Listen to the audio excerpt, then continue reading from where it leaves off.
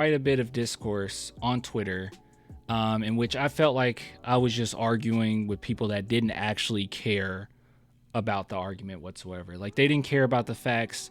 They just cared more about the way that they felt about it, right? So big shout out to BetUS for sponsoring this segment. Let's get that out the way. So I'm going to talk a little bit about Jeremy Sochan, surprise, surprise, and then I'm going to give you another Jeremy Sochan stat that I thought was quite interesting.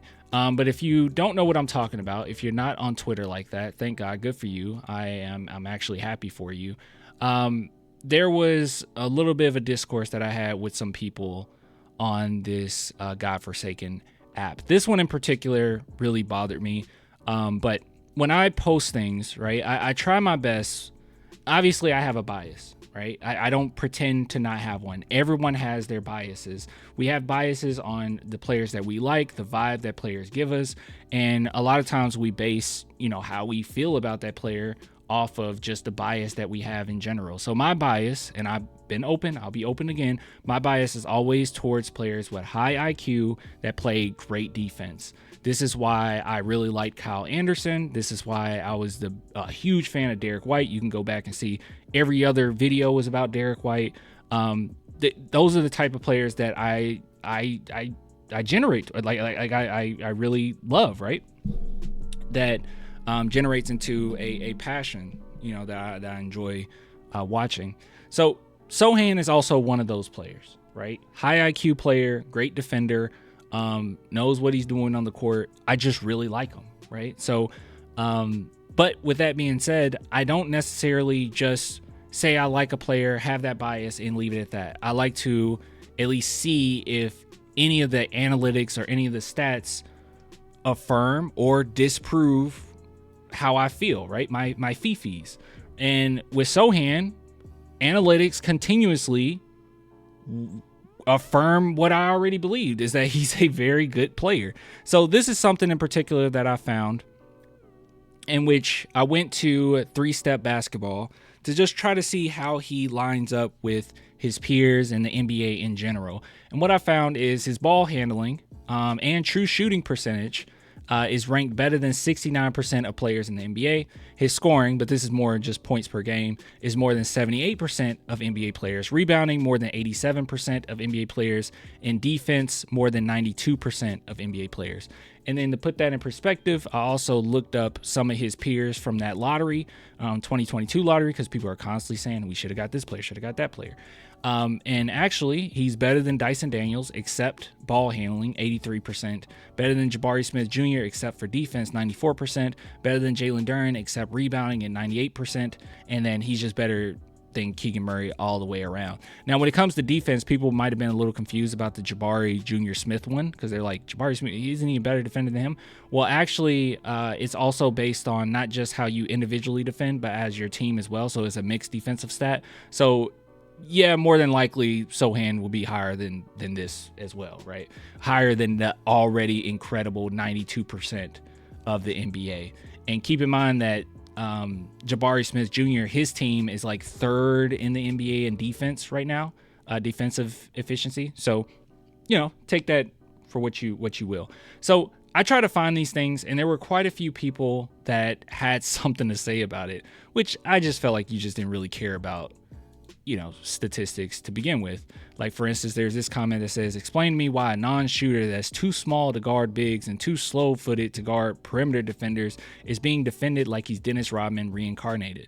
And then I found some more stats here that showed that he's actually really good against everybody. So you have SGA, who went 2 for 11 when guarded by Sochan. You have Julius Randle, 3 for 11. Luka Doncic, 5 for 15. Jalen Brunson, 2 for 6. So didn't attempt a lot of shots, so keep that in mind. And then Anthony Edwards, 8 for 22. So he does a pretty good job overall. Someone asked about Levine and Tyrese Maxey, and I think Tyrese Maxey did a really good job on Sochan, but Zach LaVine, when Sochan was guarding him, shot I think about 42.7%, but it was less than 43%. So it was just ridiculous, right? It was ridiculous. It was a nonstop this all day with people just coming in saying he basically said, I don't really care about your stats. I'm watching Jeremy. He's terrible. It's just nonsense, bro. And Sochan constantly gets this. So I think that people have a bias against him because of how he presents himself, how he acts. I don't think he acts poorly or anything, but the dyed hair and just the personality in general. And then they just kind of, when he struggles in a game, or they watch a game every now and then and he doesn't look the best, or they look at stats and they say, oh look, he only had 5 points in this game, they automatically think that he's bad and he's horrible and he's trash, rather than actually looking at analytics. So here's another analytic that I found. So this is estimated plus minus. If you don't know what that is, here's a good little definition for you. It's a player metric that estimates how much a player contributes to their team in points per 100 possessions. So they've been recording this since 2001, so it's a very well-known statistic. And if you want to see where he lines up, his EPM is plus 2.1. So players that are pretty close to this will be Anthony Edwards, that's 2.3. And Chris Paul. So I don't really see many people say Chris Paul sucks. And Chris Paul 2.1. Now you're probably wondering, where's Wemby? Guys, you want to see how good Wemby is? He's third in the NBA in EPM. Third in the NBA from Victor. Good God. That's better than Luka. That's better than Tatum. That's better than Sabonis. That's better than Giannis. That's better than Curry. That's really impressive. And look at SGA, 8.5. Good God. Jokic, 8.1. Oof. That's pretty nice. But anyways, scrolling on down.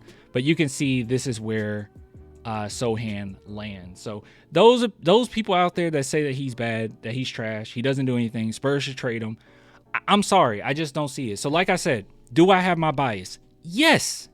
He's a archetype. He is a play style that I've always liked. Yes, I have that bias.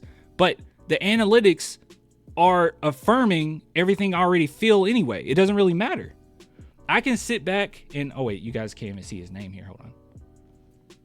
Oh gosh. I don't know why it's doing that. Let me see if I can fix this for you. So you think that, in case you think I'm lying. There you go. There's Jeremy Sochan there. So you can see Jeremy Sochan 2.1. So yeah, do I have a bias? Sure. But at the same time, the analytics are on my side there. So I'm correct in feeling the way that I feel. That's okay. So anyways, so before we get into the other stat that I wanted to show you pertaining to Sochan, really quick, big shout out to BetUS for sponsoring this segment and sponsoring this channel. If you guys are interested at all, there's so many different things that you can bet on pertaining to basketball. You can just head on over to the NBA section, and they even have a game here, the Miami Heat and Portland Trailblazers. If you think it's going to be the Trailblazers are going to win, you can go here, put in your risk, say $10. Not going to get you anything, so don't do that. But there's lots of different things that you can take a look at if you're interested. So just head on over to BetUS, use promo code YouTube150. You'll receive 150% bonus on your first 3 deposits up to $2,000. So go check that out if you guys are interested. All right. So there's something else that I wanted to show you. But let me take a look at some of the chatters here. Sochan haters have such a high expectation for him, as if he's the highest paid player on the team, when he's nowhere near that. He's actually outperforming his pay. He's far outperforming his pay, right? I mean, he's that was another form of discourse, but this was like several weeks ago, where people were like, well, I wouldn't give him 20 mil. And it's like, why would you not give him that? If you look around the league, he's definitely worth that. That would be actually a deal if the Spurs were to make that happen. They would be fleecing Sochan. Someone says Sochan's a great defender, but I believe he isn't elite yet. Of course he's not elite. So very similar to what July just said. I think our expectations are way too high. Okay, even though I've said He's one of my favorite players on this team, and I have this bias.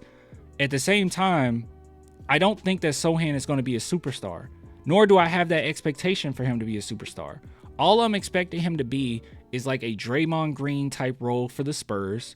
And when we have our elite scorers, when we have our second star to Wemby, you know, that number 2 guy, that he is really going to shine, and he is going to be a difference maker. He's going to be an X factor in a lot of the wins in the future. That's what I expect from Sochan. He's already great, in my opinion, for what he is. We got to stop putting this on everybody. We got to stop saying every player has to be a star or superstar. I don't expect that. I know Pat Bev came out and said that Sochan, he thinks that he could end up being like a Kawhi. I don't have those expectations. I don't. Now, I do expect, I actually do expect Castle to be, because his talent is like crazy. I do expect Castle to be probably a star. Like I could see him being that. But Sochan, it's fine if he's not, you know? Someone was laughing at me during our last live stream because I said he could probably end up being an all-star, but that doesn't necessarily mean that he's a superstar, right? Just because you're an all-star. I think he could be an all-star only because when you're playing with somebody like Wemby and you're winning X amount of games in the future and you're making playoff runs and you might get a championship, yeah, you might get the nod because people are going to see how important you are to that team. So it's in year 3, Wemby year 2, and Castle is a rookie. Wait until year 5 to 7 before saying they're great or trash and move on from them. Yeah, exactly. I didn't you can go back to some of my old videos. You think I was talking trash about, you know, Keldon during his second year? And no, at 30, no.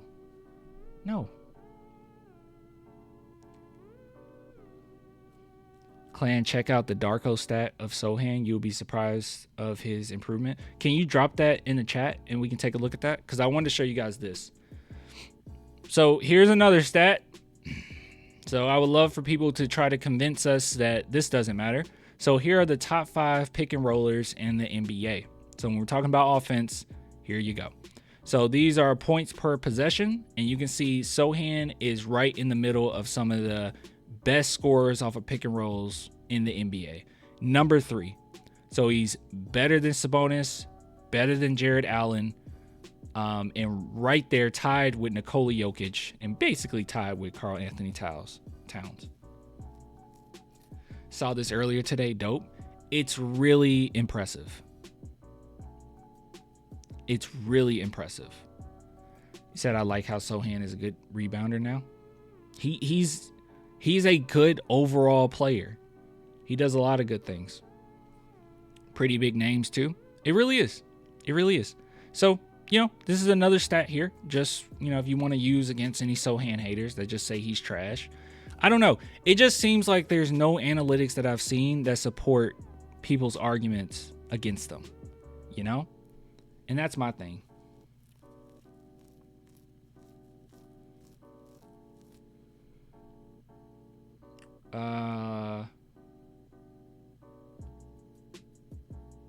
I feel like the shooting mechanics are getting worse in my opinion. See, that's the only thing people can use against Sochan is the shooting mechanics.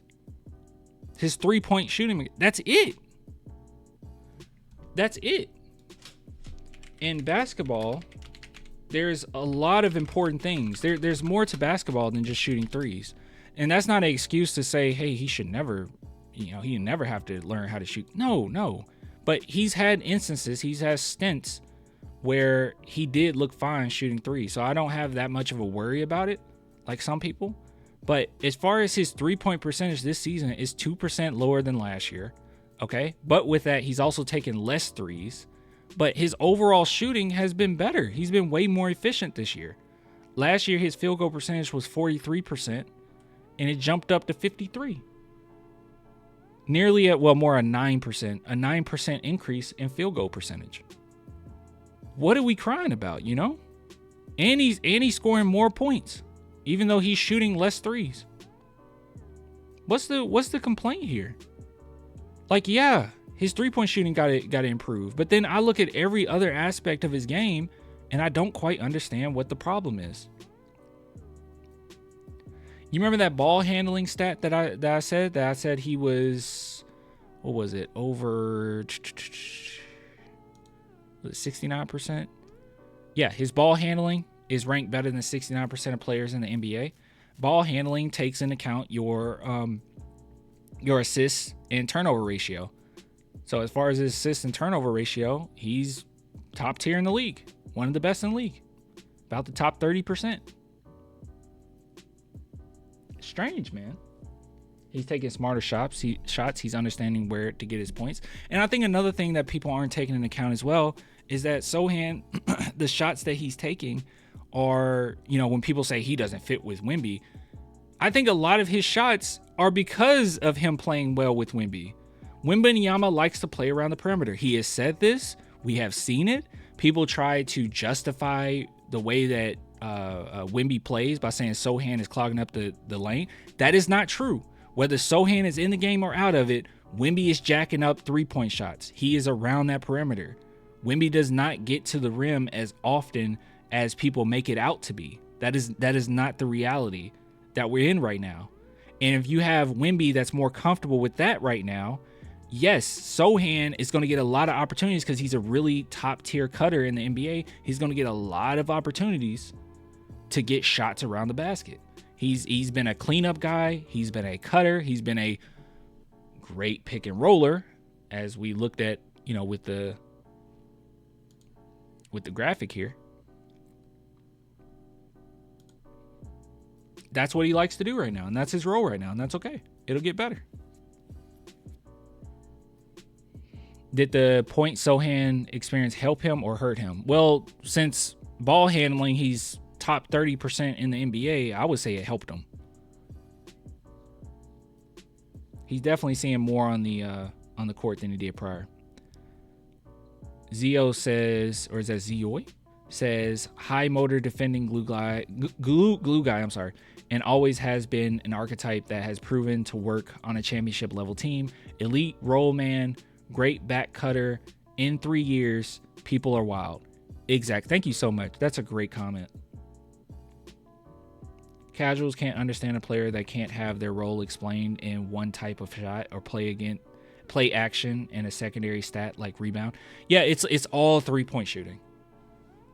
Can he shoot a three? Like that's it, bro. It's crazy. It's crazy. And then they'll get on to, which I've had people do this to me, get on to me for criticizing Keldon versus criticizing criticizing Sochan. And I'm sitting back like, Keldon obviously has been on the team way longer, but you can't seriously tell me that Keldon is a better overall player than what Sochan brings. I think that's insane. I think that's an insane assumption. Often, and I've never really criticized Keldon for his lack of 3-point shooting. That's actually not something that I even criticize him for.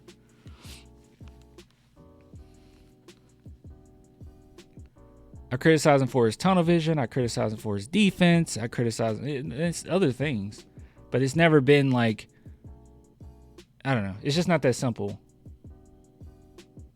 Let me see if I can find this dark, because I don't know if you dropped it in the chat.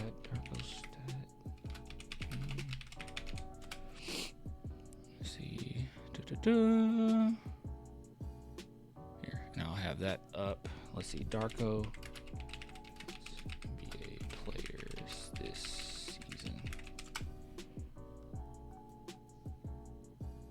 Keldon has worse 3-point percentage, but Spurs fans love him.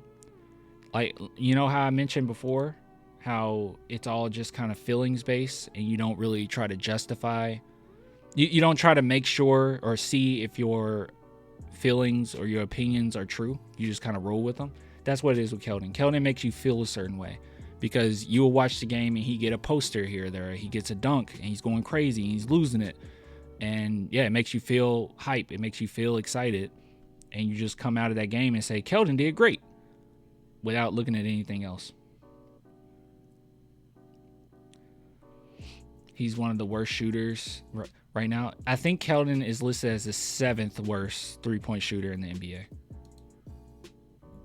Or outside shooter in the NBA. But sadly, Steph Castle is the worst shooter in the league. Yeah, Steph Castle is number 1. I'm trying to see if I can find you said the Darko stat. I don't know if I can find it, my man. I was hoping you dropped it since you mentioned it. I don't see it, though.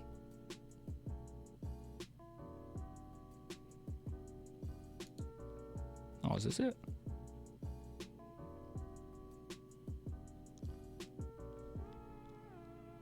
Oh, here we go.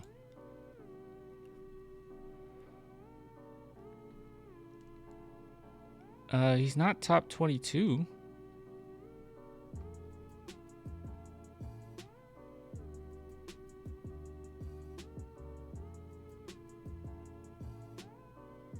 I don't know. I don't see him on here. Or were you talking about Wemby? Wemby's 6. You might have been talking about Wemby earlier. Yeah, he might have been talking about Wemby.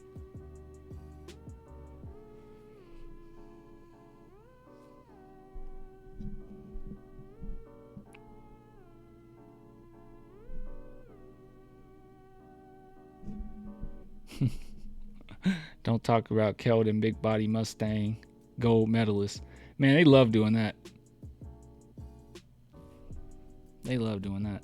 So, like I said, all I have to say is it's okay to have your biases. It's okay to gravitate towards certain players. That's okay. That's fine. You know, I don't think there's anything wrong with who you like and who makes you feel a certain way when you watch them. But at the same time, you do need to go back and at least see if the way that you feel about them is true before you jump on, someone else's throat or jump on someone's live stream like this, or jump in someone's DMs and say how wrong they are and how this player is actually trash that you like. I just don't think you're right. I know you're wrong. Unless you want to just say stats don't matter, then it all just comes down to how you feel. Then I don't know how to argue with you about that, But yeah, it's a big chunk of my day was spent trying to debunk what people thought about Sochan, and a lot of those people still said I don't care about stats. So what do you do, man? Sochan in top 91 percentile for versatility, which is why casuals can't understand him. They won't understand him until the Spurs are winning. When the Spurs are winning, then they'll say, oh my goodness, he's so important. Another thing that people were using, and I'll leave it at this. So don't fall for this either. You need analytics. You need to understand nuance before you make crazy statements.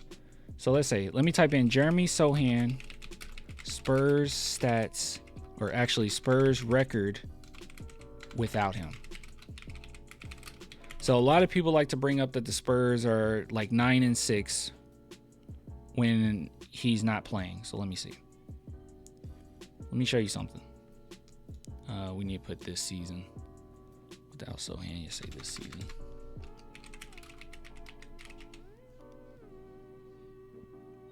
Gosh, it's gonna work. I did not mean to put that little. Okay. All right. So you can see here, Spurs 9-6. Before he was 9-5, and everybody was like, "Oh my God, he's 9-5." All right. So people like to bring this up. They say the Spurs are better without Sochan because they were 9-5 prior when he wasn't playing. Pay attention to who the Spurs beat. Now there's a few that are impressive, right? The Spurs beating the Thunder was impressive. We remember that game. Them beating the Warriors was impressive. And the Denver game, right? It was a really close one. That was a tough one, but the Denver game. Look at the majority of these games. You beat Portland. Portland, actually, hold on. So keep a lot of context here, okay? A lot of these games you could have won without Wemby. All right. Portland is 13th seed right now. So you beat Portland. And then you beat the Kings. The Kings, 19-19. So the Kings are a 500 team. And you beat the Washington Wizards. The Washington Wizards are 6-30 currently, 15th in their conference. And then you beat the OKC Thunder. We said that was impressive. Then you beat the Jazz. The Jazz are 14th in the Western Conference, 9-28. And then you beat the Jazz again, and then you beat the Kings again. So 6 of these games, 1, 2, 3, 4, 5, 6 of these games you could win without Wemby. What are we even talking about?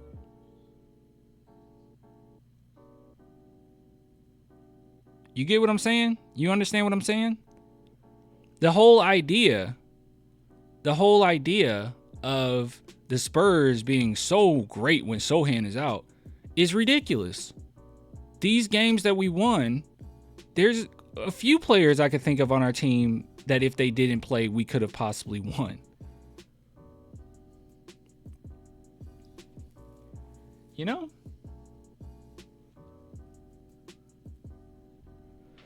It's just dumb. I do think that the ball movement is more aesthetically pleasing without Sochan because of the space, but we're so much worse defensively and on the offensive glass. Our whole identity right now is defense, right? Our whole identity is defense. The Spurs are not a clean, good offensive team with or without Sochan. We're just not. It's often pretty sloppy. You got to lean on that defense. And I get what you're saying. Like, you're saying it's aesthetically pleasing. Actually, I kind of agree with you with that. I think sometimes it does look, better offensively. But as far as how efficient they are, analytics don't really show that either. That they're worse. We're fine. And it's also just kind of funny to me that a lot of us expect the Spurs. I mean, I expected 44 wins. I still expect that. But a lot of Spurs fans say we'll get about 35, 36 wins this season. And the Spurs are on pace to do better than that, and people are still upset.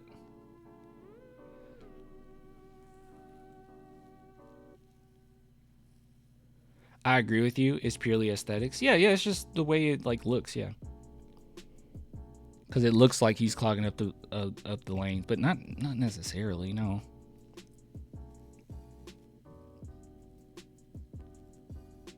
Sochan is Kyle Anderson type player, a bench player. So now, like I said, I love Kyle Anderson. Sochan is better than Kyle Anderson. Okay, he's actually much better than Kyle Anderson. And Kyle Anderson, you could he had a lot of versatility. You could move him into, depending on what your team looks like, you can move him into the starting lineup as well. But no, Sochan is way better. I mean, also, I would say he's, you could have him coming off the bench if you want it, because he did in college. But with this team right now, I don't really see any point in that.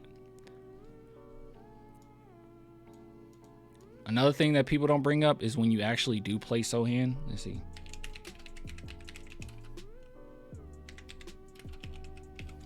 Let's see if I can find Sochan with 30.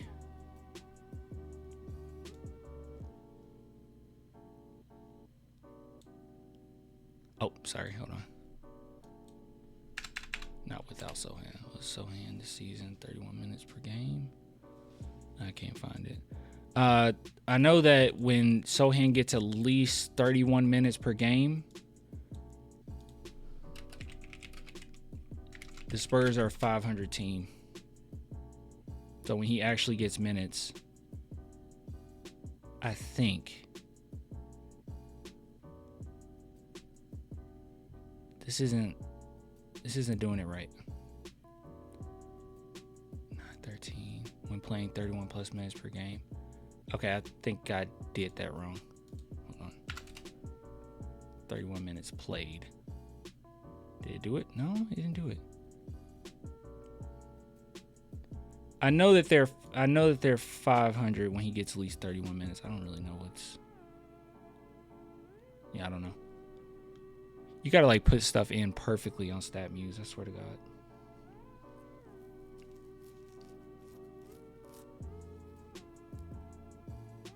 Yeah, Kyle and Sochan completely different. Yeah, the only similarity in those two is I think both of them are pretty versatile. You can put Kyle on quite a few different players, 1 through 4. Sometimes I don't know. Kyle Anderson was pretty rough around guards. Like you couldn't really put him on a 1 that often. But I was just saying that type of archetype I really like. Like high IQ, good defenders. I really like it. But yeah, Sochan's way better. Like it's not even pretend. Sochan is valuable. Yeah, the Spurs aren't going to just give him up just because fans want them to. Anyways, that's all I really had to say. Just wanted to make a Sochan segment because way too much hate. Big shout out to BetUS for sponsoring this segment.